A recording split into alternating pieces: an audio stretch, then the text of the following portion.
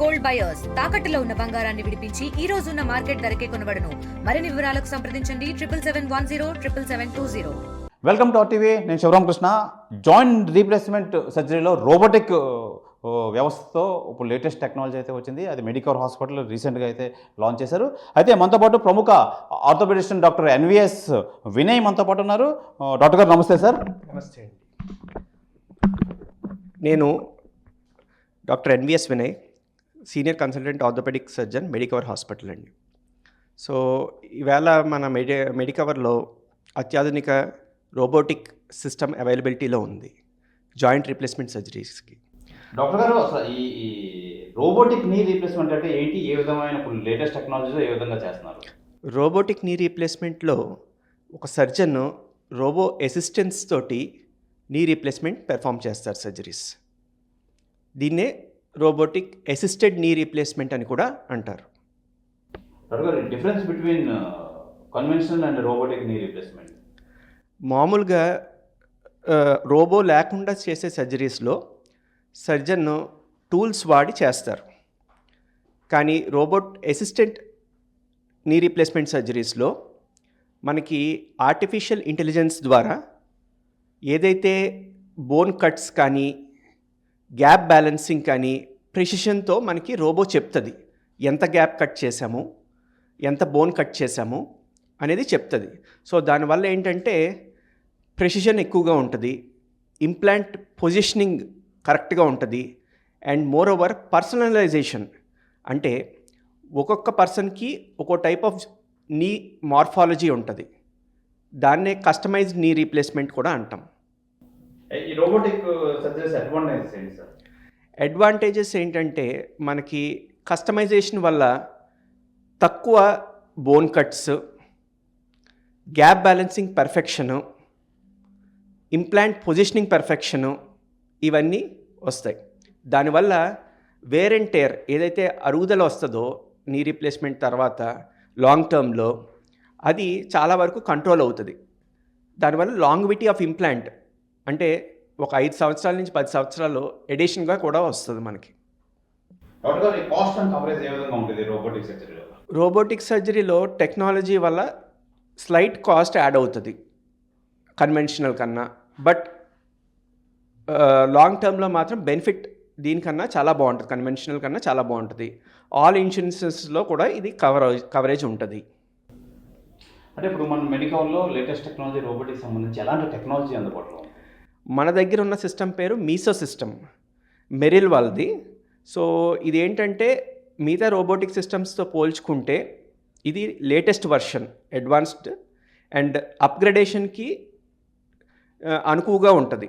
మనం ఎప్పుడైతే technology improvise అవుతుందో దీన్ని అప్గ్రేడ్ కూడా చేసుకోవచ్చు.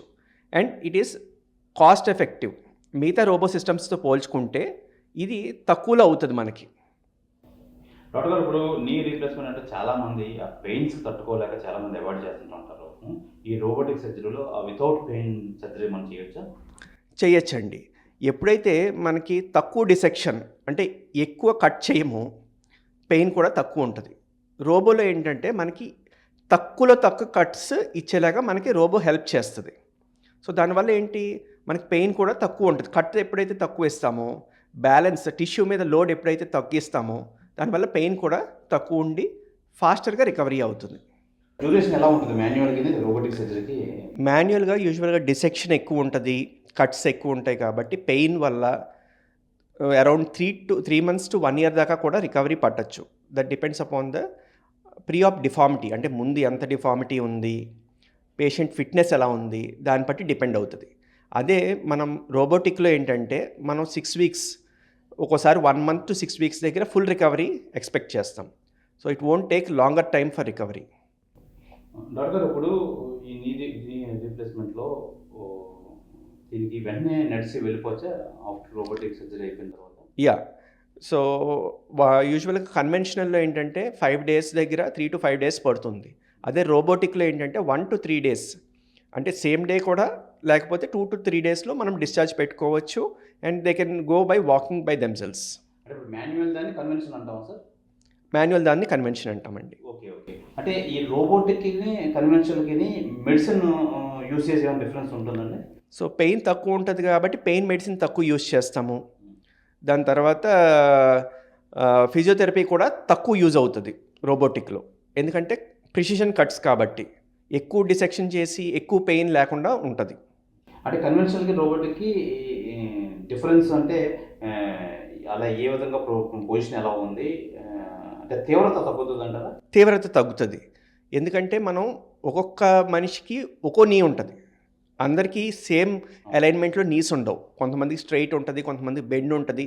ఇన్బిల్ట్ మార్ఫాలజీ అంటాం దాన్ని 9 రకాలుగా కేటగరైజ్ చేస్తాం ఇండియన్ పాపులేషన్లో.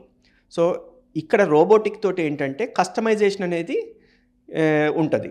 అదే కన్వెన్షనల్లో ఏంటంటే అందరికీ ఒకేలాగా చేస్తాం. దానివల్ల ఆయన ప్రీ ఎగ్జిస్టింగ్ అంటే ఆపరేషన్ ముందున్న టెన్షన్ డిఫరెంట్గా ఉండొచ్చు, కానీ మన అలైన్మెంట్ చేసిన తర్వాత టెన్షన్ డిఫరెంట్గా ఉండొచ్చు. సో ఆ రికవరీ పీరియడ్ అనేది టైం పడుతుంది. అదే మీకు ఒరిజినల్ని ఎలా ఉందో అలాగే వేసామంటే ఏఐ తోటి రికవరీ ఫాస్ట్గా ఉంటుంది. మీకు ఆల్రెడీ మీ బాడీకి దానికి అలవాటు అలాగా. So recovery will be faster. Doctor గారు, ఇప్పుడు రోడ్ యాక్సిడెంట్స్కి ఎలాంటి దానికైనా రోబోటిక్ సర్జరీ అవసరం పడుతుంది అంటారా? చేయొచ్చాము రోబోటిక్ సర్జరీ ఇంకా ట్రామాలో రావాలండి. So present we're having in knee replacement and hip replacement కూడా అప్గ్రేడ్ చేసుకోవచ్చు మనం. ఇప్పుడు ఈ ఆర్థోపెడిక్ సబ్జెక్ట్లో ఫ్రోజన్ షోల్డర్తో చాలా మంది ప్రస్తుత రోజుల్లో బాధపడుతున్నారు. ఎందుకు వస్తుంది ఫ్రోజన్ షోల్డర్? ఫ్రోజన్ షోల్డర్ మనకి ఏంటంటే లోపల మజిల్స్ క్యాప్సూల్ అని ఉంటుంది, అది టైట్ అవ్వడం వల్ల వస్తుంది. దీంట్లో చాలా కారణాలు. ఒకటి యూజువల్గా డయాబెటిక్ పేషెంట్స్లో ఎక్కువ ఉంటుంది ఇది. అలా కాకుండా పోస్ట్ ట్రామాటిక్ స్టిఫ్నెస్, ఎవరైనా ఎక్కువ రోజులు ఇమ్మొబిలైజ్ చేసి ఉంచినా, అంటే పైకి మూమెంట్ చేయకుండా ఉన్నా, అలా కింద ఫ్రాక్చర్స్ వల్ల రిస్ట్రిక్ట్ చేయాల్సి వచ్చినా వాళ్ళకి ఫ్రోజన్ షోల్డర్ డెవలప్ అయ్యే ఛాన్సెస్ ఉంది. మజిల్ అనేది చాలా కీలక పాత్ర పోషిస్తుంది. ఫ్రోజన్ షోల్డర్ అయినా, లేదంటే వయసు రీత్యా, లేదంటే డయాబెటిక్, బీపీ ఉన్న వాళ్ళకి ఆ మజిల్ రిలీఫ్ ప్రాబ్లం రాకుండా ఏ విధమైన చర్యలు తీసుకోవాలి? ఒకటండి ఏంటంటే మనకి 30 ఇయర్స్ దగ్గర మేల్స్లో కానివ్వచ్చు, ఫీమేల్స్లో కావచ్చు, there is a peak bone density and peak muscle strength. Once 40 years దగ్గరికి వచ్చేటప్పటికి అది స్లోగా డిక్రీజ్ అవుతుంది. మజిల్ స్ట్రెంగ్త్ డిక్రీజ్ అవుతుంది అండ్ బోన్ స్ట్రెంగ్త్ డిక్రీజ్ అవుతుంది. That is maximum at 60 years. దాన్నే సార్కోపీనియా అంటాం, బోన్లో ఆస్టియోపోరోసిస్ అంటాం.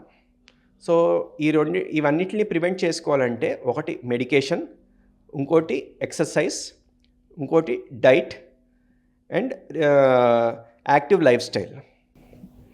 అయితే ఇప్పుడు సాధారణంగా ఈ మజిల్ కానీ, లేదంటే ఈ ఫ్రోజన్ షోల్డర్ కానీ ఏ వయసు వరకు ఎక్కువ వస్తుంటూ ఉంటుంది?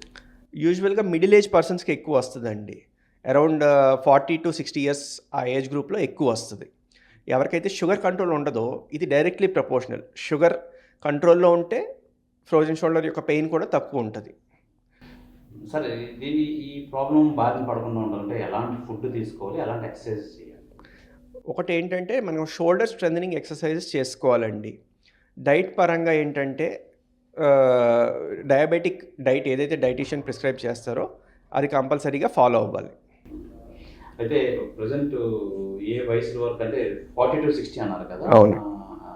వాళ్ళు హ్యాబిచువల్ యాక్షన్స్ ఎలాంటి వాళ్ళు ఎలా చేసుకుంటే ఈ మనం అవాయిడ్ చేయొచ్చు? అంటే ఒకటి రెగ్యులర్ స్ట్రెంథనింగ్ చేసుకోవాలి. మూమెంట్స్ పరంగా అన్నీ రెగ్యులర్గా మూమెంట్ అంతా ఫుల్గా ఉండేలాగా చూసుకోవాలి. అందుకని కొన్ని మూమెంట్స్ రిస్ట్రిక్ట్ చేసి కొన్ని మూమెంట్స్ నెగ్లెక్ట్ చేస్తే ఏంటంటే ఆ మజిల్ యొక్క స్ట్రెంగ్త్ తగ్గుతుంది. So all groups of muscles strengthen చేసుకోవాలి మనం. డాక్టర్ గారు, ఇప్పుడు ఈ బారిన పడకుండా ఉండాలంటే నిజంగా ఎలాంటి అంటే లైఫ్ స్టైల్ అంటే హ్యాబిచువల్ యాక్షన్స్ అవన్నీ ఎలాంటివి దూరం చేయాలి? ఒకటి ఏంటంటే రెగ్యులర్ వాక్ అండి. రెగ్యులర్ వాక్ అరౌండ్ 40 minutes దాకా పెట్టుకోవాలి. దాని తర్వాత హెల్దీ లైఫ్ స్టైల్ మెయింటైన్ చేయాలి. టైమింగ్ ఆఫ్ ఫుడ్ కూడా ఇంపార్టెంట్, టైం తినడము.